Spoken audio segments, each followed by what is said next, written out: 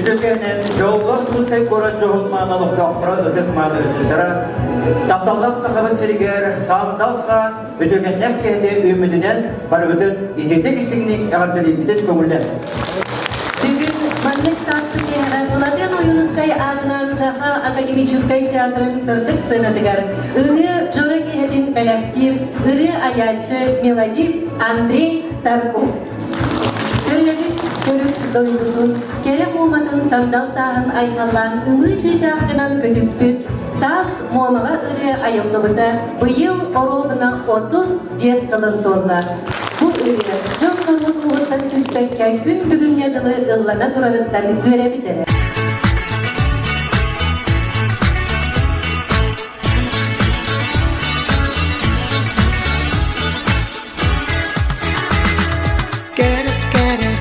Sas kelle Tırtı seme cannak mamağa Kelle kışta taptal bu keme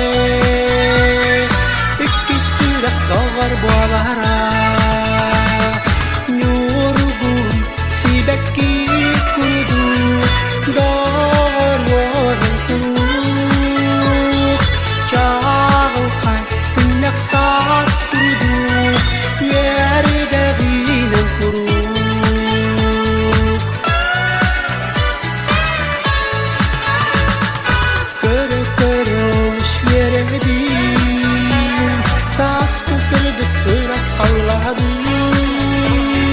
Sandar içi vertin otun Kırava ben narotun Nurgun sibeki kurdu Doğaronan kurdu Çağıl kay günah sas kurdu Yeri dağının kurdu